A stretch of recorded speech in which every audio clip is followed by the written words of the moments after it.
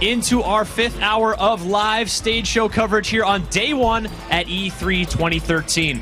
Folks, it is time for one of the most somber-toned games of E3 2013. Twisted Pixel, well known for making emotionally impactful, heavy, dark tone games such as Missplosion Man, and Comic Jumper.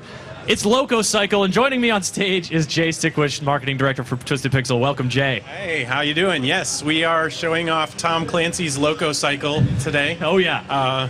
Very excited to have him tied to this project. Yeah, in a world where no information is secret. Exactly. And America is on its knees. One man is dragged all the time by his ankle behind a crazy AI motorcycle.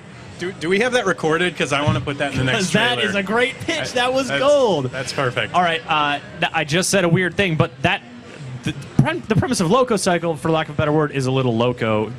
Tell the folks what they have in store before we jump into gameplay right now. All right. So what you're going to see is Iris, the motorcycle that you play as in this game. She is a sentient piece of military hardware that was struck by lightning. And goes a little crazy, like movie Short Circuit. So she decides she doesn't want to be that military tech anymore. She wants to get out on the open road. But in order to do that, she needs her trusty mechanic Pablo with her, who she takes literally in tow against his wishes. So he's kind of like the unwilling hero in this. And yeah, the two of them have kind of like this awesome little adventure buddy comedy going on. Yeah, because Pablo, I mean, as you'll see, folks, he's not super psyched about his situation, and you wouldn't be either if you were getting dragged behind a sentient piece of military hardware.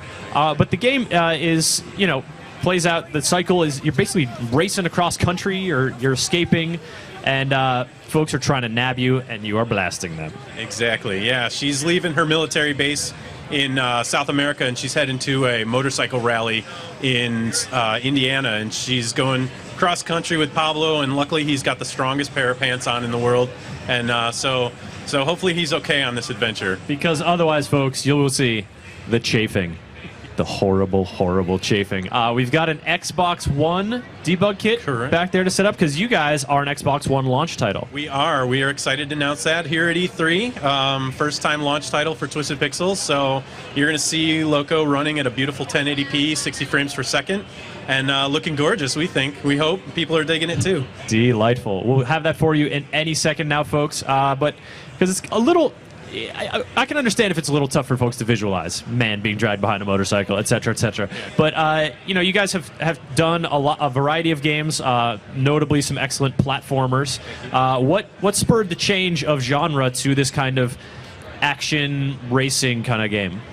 You know, we've never really done anything like that, and given our past games, as you can see, we've done a lot of different styles of gameplay, and we've never done anything this action-oriented, and decided, this is a good time. We've got the time to work on something really cool. We've got a launch title. Let's really blow it out and do something fun with it. So this game is it's literally nonstop action from the word go, and it's a little bit of a departure for us. It's totally new. We're keeping the humor and the fun quality of the gameplay in there, but also just mixing it up with tons of action and at 200 miles an hour. So. 200 miles an hour, and looks like we're booting up here, so you're going to get to see this beast in action.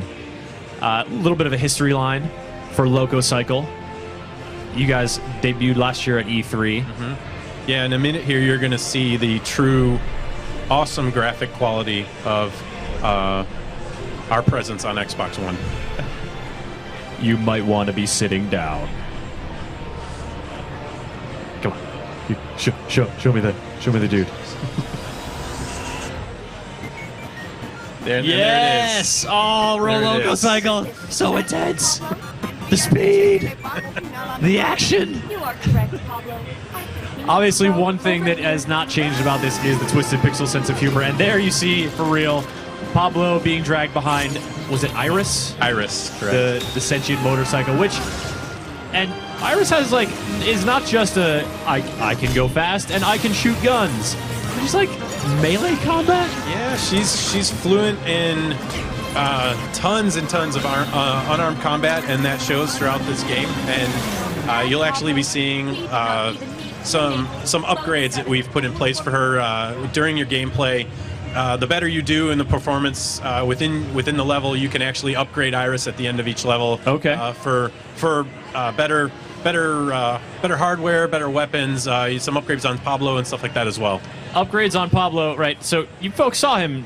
I was not exaggerating. He is being dragged behind the motorcycle. But at one point, you sort of did see him get someone in a headlock or something. Like he doesn't want to die. Right. So he eventually will combine with you to do some of the faux thwarting as well. Yes, exactly. I mean, he's there to watch out for his own skin too. So, and if Iris breaks down, he's got to be there to fix her, or else badness ensues. So does he do repairs on the fly? And what is that super strong bond that he is? Like, how does he just not to shake that pair of pants? Yeah, she just has a really strong grip on him, and those pants are just Duralast. They're hanging in there for thank forever. Goodness. Seriously. That is why mechanics wear tough pants, because at any point a motorcycle might run away with them attached to it. Mm-hmm. I mean, that's just, they teach you that in mechanics school, obviously. Exactly. It's rule 1. All right, so with it, the kind of action-heavy game that LocoCycle is going to be, are these pretty short levels in terms of short bursts of action? Then you beat a boss, you accomplish your goal. Like, talk to me about how a gameplay session might play out. So the levels are actually pretty good in length. The demo that we're showing at this E3 is just about 10 minutes long. And the way the levels are broken down, they're actually broken into a couple different acts within each level, because it stops to tell you what your performance was on that section and where you're graded. And then at the end of the level, they take all of your grades, average it out, and that's what you're going to get to be able to upgrade Iris at the end.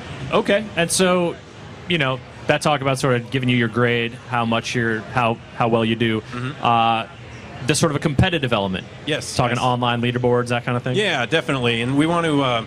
We want to encourage people to do a better job throughout the level, so they can keep upgrading her and seeing the new technology that she can be equipped with.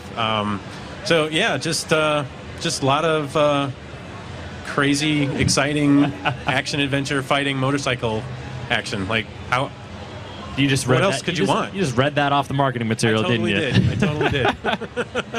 All right. Well, is there? I mean, this is sort of a default question in some ways, but is there any side-by-side racing with you against another human player? Any kind of competition along those lines? Actually, we're just sticking to the single-player function with this game. We kicked around the idea of multiplayer, but we really wanted to focus on the single-player action and just put as much into this as we possibly could and exciting for the game player. Yeah, and of course that signature Twisted Pixel humor suffusing throughout the game. I mean, what you could really hear during that trailer is there's banter back and forth between these two people. How does that voice acting session go where you're like, all right, you are the super smart, dangerous motorcycle lady, and you're just a dude getting dragged along for the ride. Go. Actually, it worked out really, really well. As most people know, Lisa Foyles is the voice of Iris, mm-hmm. and she just nailed that perfect monotone pitch that we wanted for Iris, and yep. she was awesome to work with. And then we were actually able to get Freddie Rodriguez. No kidding. Yeah, from Cool. 6 Feet Under Fame and stuff like that. And, yeah. He came on as the voice of Pablo and was just amazing. For some reason, he speaks phenomenal Spanish, and it was just what reason could there possibly be? It was just amazing. It was just amazing. So does Pablo speak Spanish the whole time, or does he just use it for certain oaths and curses and rants? No, he does not speak a lick of English. It's Spanish the whole way through, and unfortunately, Iris's translator was fried in the lightning bolt, so all she thinks he's talking about is how beautiful it is outside and how much fun he's having, and meanwhile he's just screaming for his life. Nice. I can imagine you guys have a little bit of fun with that. Yeah, it was a good time. All right, so LocoCycle, you're this sort of almost like an arcade experience, right? You're racing, you're shooting it up, and during one of the gameplay demos or during the trailer, you saw sort of a combo meter popping up on screen. Mm-hmm. That's is there going to be, that and like we were talking about before, you sort of strive to do better and better and upgrade and stuff like that. So you're really just trying to fuel that sort of competitive edge with folks. Yeah, it's really, that's the driver to do better within, each level and best yourself the next time around, to again, the upgrade features and stuff like that, and the internal competitiveness. And I actually remember at the studio, I was playing through one of the demos and I got like a 92 hit combo, I went to the test pit. I'm like, yeah, dudes, I got 92. Check it out, and they're like, suckers, yeah, 92 he just got hits. 3,200. And I felt really sad. I had that Charlie Brown moment where I was like, doo-doo-doo, walked away, real sad. Slowly, Yes. slowly, as we all must from time to time in our lives. Yeah, it's always fun to have those humbling moments where Yeah. you're like, oh, well, I guess he did. Maybe the gameplay designer knows it a little better. Yeah. I don't. All right, folks. That is so LocoCycle. It looks like we were having some trouble back there with the Xbox One debug kit, because otherwise we would be showing you some gameplay right now. So but you're gonna blame my hardware, not yours. it could be with the cables. I don't know. There are some troubles. I'm gonna blame lightning strikes. Is that what Okay, we're doing? yes, now? let's do that. That works. This just in: lightning has struck the LACC and only affected the GameSpot booth and our demo system. So we're gonna run the trailer one more time and then wrap it up. So take a glimpse at LocoCycle. What? Got you like speed boosting. And this is like your E3 last year or 2 years ago. Yeah, this was actually a PAX trailer, so you're looking at more of a 360 build.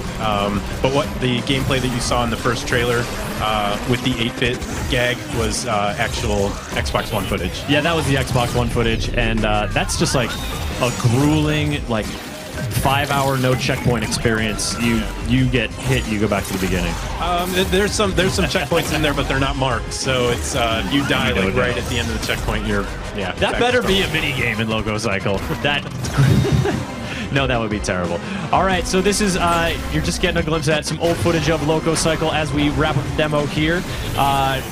LocoCycle is going to be a launch title for the Xbox One on the date that the Xbox One comes out, which is sometime later this year. Yeah, November.